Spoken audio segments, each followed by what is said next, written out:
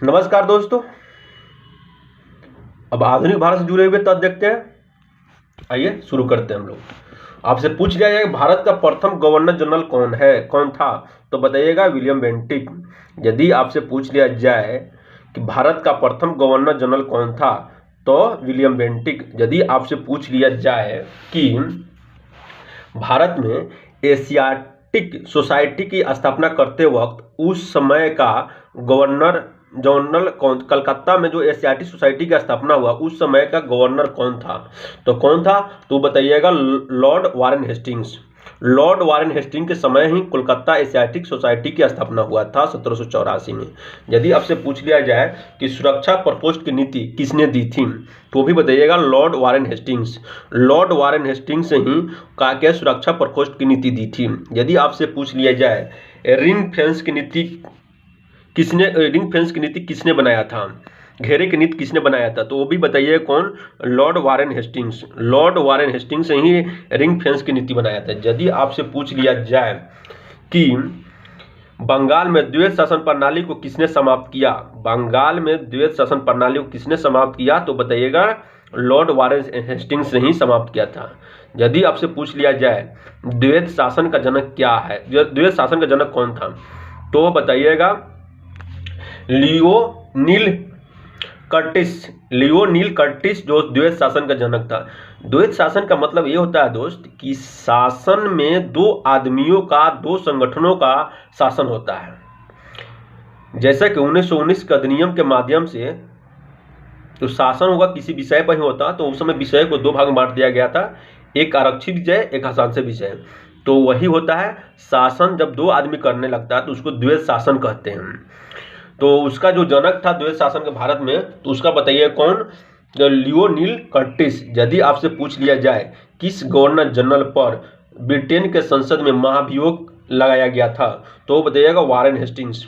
Warren Hastings पर ही Britain के संसद में महाभियोग लगाया गया। महाभियोग का अर्थ होता है मेरे प्यारे दोस्त, ये होता है कि किसी भी देश के संविधान के नियमों का उल्लंघन करना। जैसे कि हमारे देश में राष्ट्रपति पर महाभियोग लगाया जा सकता है। यदि वो संविधान के नियमों के अनुसार काम नहीं करते हैं, उल्लंघन करते हैं, तो उनके ऊपर महाभियोग लगाया जा सकता है भारतीय संविधान का जो अनुच्छेद 61 है उसके माध्यम से।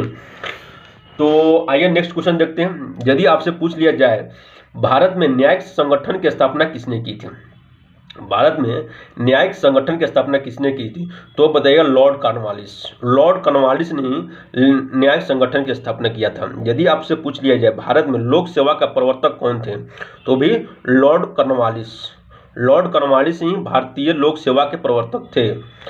यदि आपसे पूछ लिया जाए लॉर्ड कॉर्नवालिस का कब्र कहाँ था, कहाँ स्थित है, तो गाजीपुर में। लॉर्ड कॉर्नवालिस तो थे गवर्नर, तो उसका जो कब्र कहाँ है इंडिया में, तो गाजीपुर में। यदि आपसे पूछ लिया जाए 1802 में जो बेसिन की संधि हुई तो किसके किसके बीच में हुई थी, तो बताइएगा अंग्रेज और बाजीराव द्वितीय के बीच में हुआ था।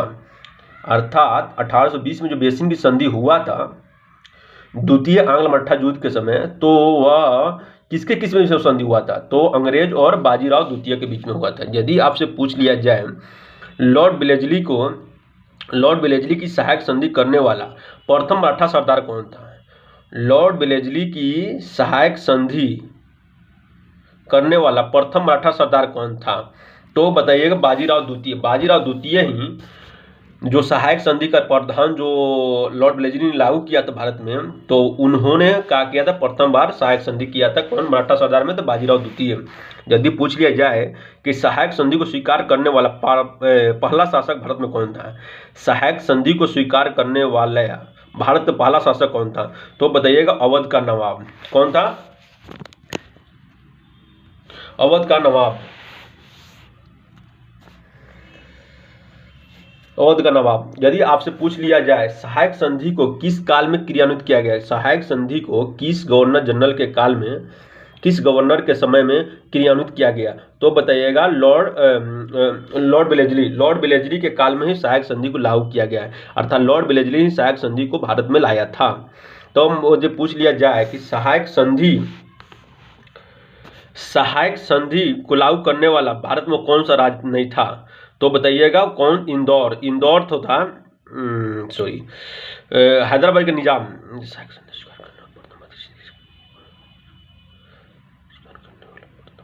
यदि पूछ लिया जाए सहायक संधि को स्वीकार करने वाला प्रथम देशी रियासत कौन था, तो बताइएगा देशी रियासत, तो बताइएगा कौन? हैदराबाद। हैदराबाद के निजाम थे जो उसको स्वीकार किए थे। कौन?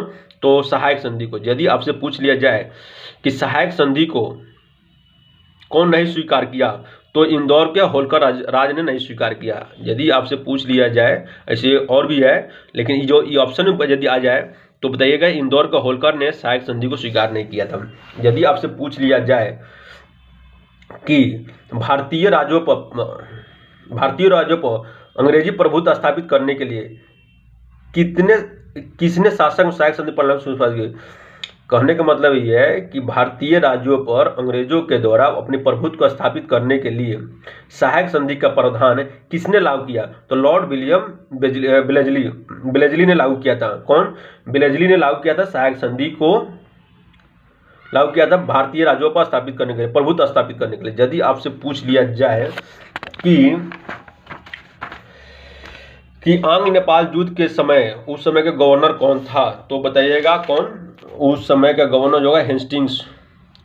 आंग्ल नेपाल युद्ध, अच्छा अंग्रेजों और नेपाल के बीच जो युद्ध हुआ था उस समय का गवर्नर उस समय कौन था, तो लॉर्ड हेस्टिंग्स। यदि आपसे पूछ लिया जाए तृतीय आंग्ल मराठा युद्ध हुआ तो उस समय के गवर्नर कौन था, तो उस समय के भी गवर्नर कौन था? लॉर्ड हेस्टिंग्स ही था।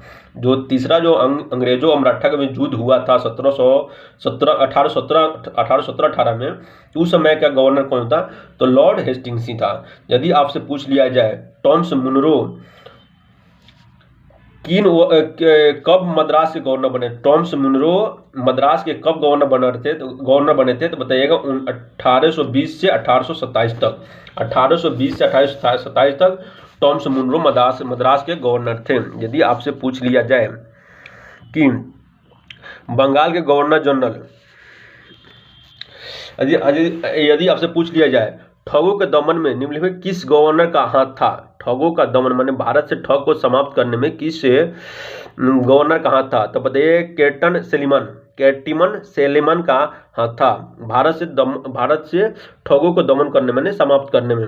यदि पूछ लिया जाए सती प्रथा पर कब रोक लगाया गया था, तो 1829 में, और वो जो लगाने वाला कौन था?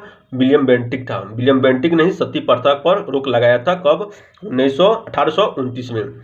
यदि आपसे पूछ लिया जाए कि निम्न से किस वर्ष बंगाल से दासों के निर्यात पर प्रतिबंध लगा दिया जाए, किस वर्ष बंगाल से दासों के निर्यात पर प्रतिबंध लगा दिया जाएगा, तो 1789 में बंगाल से दासों के निर्यात पर प्रतिबंध लगा दिया गया। यदि आपसे पूछ लिया जाए लॉर्ड डलहौजी ने अवध को किस आधार पर अंग्रेजी साम्राज्य में शामिल कर लिया, लॉर्ड डलहौजी ने अवध को किस आधार पर अंग्रेजी साम्राज्य में शामिल कर लिया, तो बताइए कुशासन के आधार पर। कुशासन के कारण उन्होंने, डलहौजी ने आरोप लगाया अवध के ऊपर कि यहाँ पर कुशासन हो रहा है, अच्छा शासन नहीं हो रहा है। इसके आधार पर उन्होंने कहा कि अवध को अंग्रेजी साम्राज्य में मिला लिया। तो मेरे प्यारे बंधु, इस वीडियो में इतना ही, फिर नेक्स्ट वीडियो में आऊँगा। आज दीजिए मेरे को छुट्टी। Thank you.